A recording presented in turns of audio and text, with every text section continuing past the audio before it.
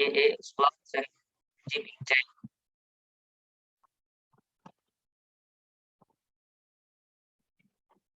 Yang akan dibahas yaitu yang pertama tentang apa itu si blockchain, selanjutnya secara singkat blockchain, bagaimana cara kerja blockchain dalam kriptografi, bagaimana cara mengimplementasikan blockchain dalam Internet of Things, serta terakhir kesimpulan.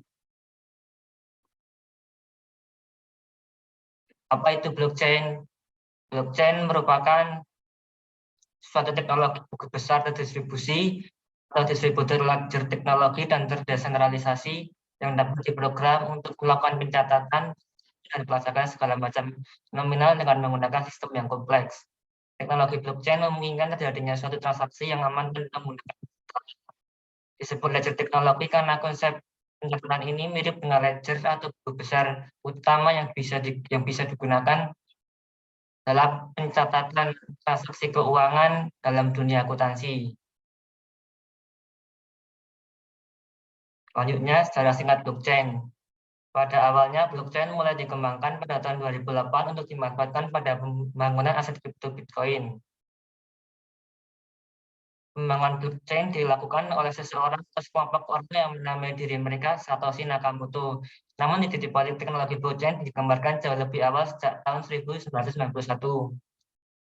Saat itu dua orang ilmuwan bernama Stuart Haber dan Scott Sternita memperkenalkan solusi komputasi yang praktis untuk memberi cap waktu pada dokumen-dokumen digital.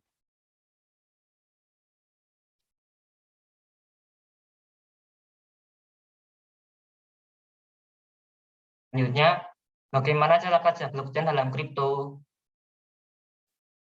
Blockchain adalah rantai penyimpanan blok peer-to-peer yang masing-masing mencakup transaksi. Setiap node peer-to-peer selalu menganggap rantai terpanjang yang pernah diterimanya sebagai versi yang valid, dan blok berikutnya ditambahkan ke rantai yang saat ini dan disiarkan ke node lain.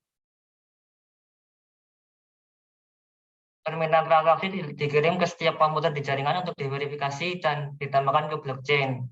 Untuk mengonfirmasi transaksi dan menambahkannya ke blockchain, komputer di jaringan harus memecahkan teka-teki yang terkait dengan blok berikutnya yang ditambahkan ke blockchain. Teka-teki yang mereka pecahkan disebut proofs of work. Komputer pertama yang memecahkan teka-teki dapat menambahkan transaksi ke blok dan kemudian menambahkan ke transaksi tersebut ke blockchain. Jika mereka memecahkan teka-teki terlebih dahulu, mereka mendapat hadiah, biasanya dibayar dalam mata uang kripto atau token yang digunakan di jaringan tersebut. Proses ini disebut menambang karena menyerupai menambang nilai kecil dari sebuah blok.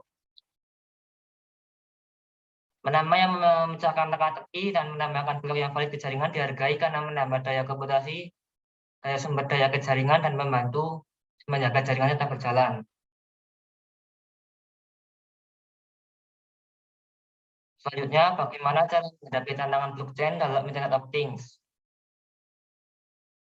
Internet of Things atau IoT menghadapi tantangan misalnya yang terkait dengan kurangnya pengontrol pusat, heterogenitas perangkat, keamanan dan regulasi, serta konsumsi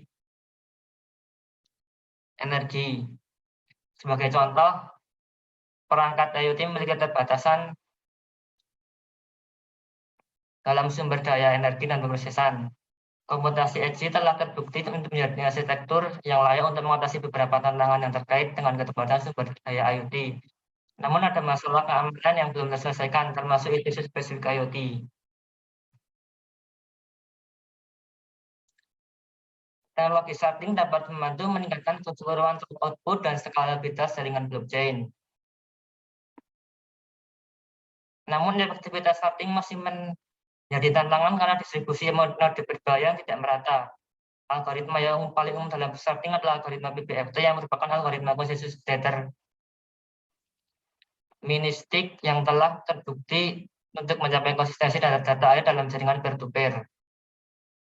Untuk mengatasi masalah komputasi edge, diusulkan skema manajemen data terpercaya berbasis blockchain disebut blok TDM dengan arsitektur yang fleksibel dan dapat dikonfigurasi yang mencakup lapisan perangkat edge, lapisan jaringan blockchain, lapisan node edge, dan lapisan pusat cloud. Arsitektur blockchain yang fleksibel dan dapat dikonfigurasi yang mencakup protokol autentikasi timbal balik, konsensus fleksibel, kontrak pintar, lock dan manajemen data transaksi, manajemen node blockchain, dan penyebaran. Selanjutnya, cara untuk menghadapi tantangan itu dengan federated learning. Federated learning adalah paradigma pembelajaran mesin yang muncul yang memungkinkan IoT sedemikian rupa sehingga tidak hanya mempertahankan heterogenitas data, ketersediaan dan privasi, tapi juga mengurangi bias model. Federated learning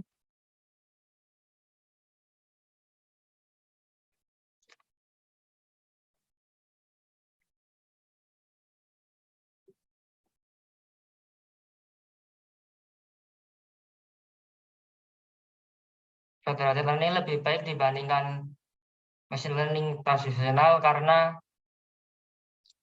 dapat lebih menjamin formal privasi dalam model pembelajaran federated learning ini.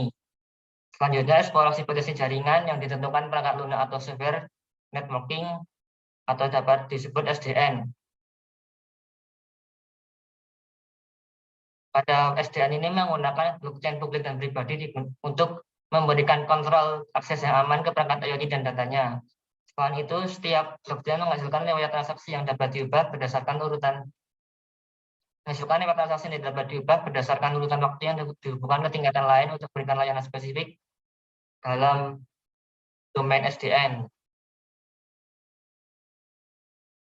Ethereum digunakan untuk menguji dan mengevaluasi blockchain publik dan privat tanpa berinteraksi dengan blockchain itu sendiri untuk tujuan percobaan. Simulasi dijalankan selama 100 detik di mana 1924 transaksi dihasilkan dan hasil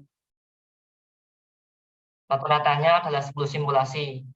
Metrik yang digunakan dalam evaluasi ini meliputi waktu overhead, waktu respon, output, konsumsi energi, dan efisiensi bandwidth dan delay.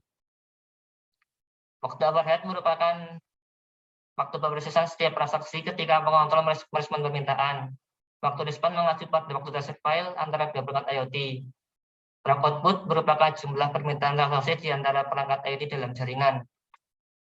Berdasarkan gambar, dengan proposal dari arsitektur diusulkan dari BSN memiliki waktu overhead yang lebih sedikit, waktu respon yang juga lebih sedikit, serta drop output yang lebih besar dibandingkan oleh blockchain secara fundamental atau BCF.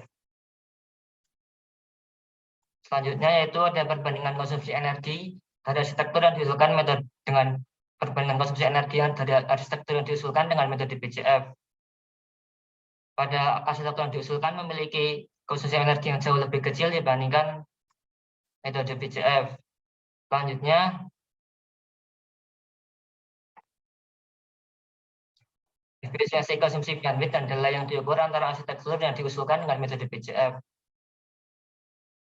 Delay yang dihasilkan oleh arsitektur yang diusulkan lebih kecil karena lebih sedikit dan lebih dapat terorganisasi dalam susunan BSN, sedangkan pada BCF memiliki latensi dan bandwidth yang lebih besar. Untuk kesimpulannya yaitu teknologi blockchain memungkinkan terjadinya transaksi tanpa perantara. Cara kerja blockchain dengan komputer di jaringan harus memecahkan teka-teki yang terkait dengan blok berikutnya ditambahkan ke blockchain. IoT dan blockchain memiliki tantangan, misalnya kurangnya kontrol pusat, heterogenitas perangkat, keamanan dan privasi, serta konsumsi energi. Beberapa cara untuk mengatasi tantangan tersebut adalah dengan teknologi sharding, block TDM, federated learning, dan software defined networking atau SDN.